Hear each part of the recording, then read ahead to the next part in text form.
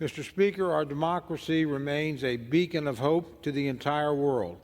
Billions of people across the globe look to the United States as a leader in freedom and liberty and as a protector of peace. From the very moment our nation was conceived, a strong national defense has been a differentiator for democracy. Essential to protecting the homeland, international order, and the American people from those who would seek to do us harm, we must never lose sight of the need to maintain a strong defense. Although our men and women in uniform give of themselves every day, they cannot do their jobs unless Congress does its job.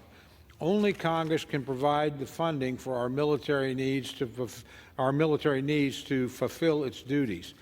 That's our responsibility, and today we move forward with that commitment as we take up H.R. 4365, the Department of Defense Appropriations Act for fiscal year 2024.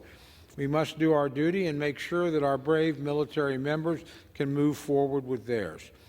With evolving threats, we continue to face a struggle seen throughout time. The contest between freedom and tyranny is not far from us. From Vladimir Putin's unjust and illegal invasion of Ukraine, to China's posturing in the South China Sea, to continued threats posed by extremists and terrorists, hostile actors are looking for weakness. Yet America's armed forces remain ready to meet any challenge wherever it may arise. But continuing to meet those threats requires an appropriate investment of national resources. With today's measure, we fulfill that commitment and ensure that our armed forces will have the resources they need to meet any foe anywhere in the world at any time. The bill before us provides full funding for the national defense.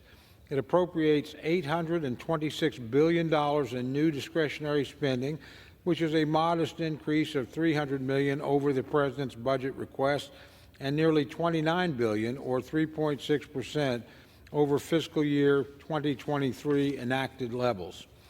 H.R. 4365 makes targeted investments that support critical priorities. Perhaps the most important of these priorities is to reinvest in our servicemen and women. The bill provides a 5.2% pay rise for our service members. For junior enlisted service members, we provide an historic pay increase of an average of 30%, ensuring that we not only offset the effects of President Biden's inflationary crisis for these younger and most junior service members, but also ensuring that we can retain service members who are at the beginning of their military careers.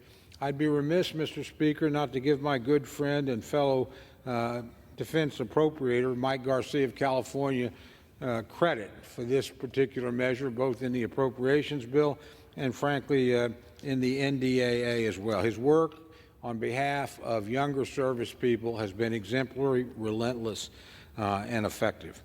The bill also makes continued and necessary investments to ensure that we will continue to have the best equipped and best trained fighting force now and into the future. We fund continued expansion of the Navy, making sure that we will be able to continue to protect freedom of the seas around the globe, and fund development and acquisition of next-generation weapons systems. But it doesn't stop there, Mr. Speaker.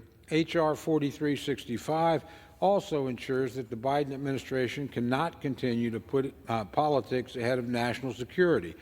It preserves existing and long-standing bipartisan bans on taxpayer funding for abortions. It also ensures that federal dollars cannot be used to indoctrinate our troops with progressive ideology like critical race theory training, and instead assures that the Pentagon's focus is where it should be, on military readiness and preparedness, so that our warfighters can defeat aggression and defend freedom anywhere in the world. All in all, there's much to like in today's bill, Mr. Speaker. I look forward to advancing this measure through a robust amendment process on the floor and onward to final passage. I urge members to support both the rule and the underlying legislation, and I reserve the balance of my time.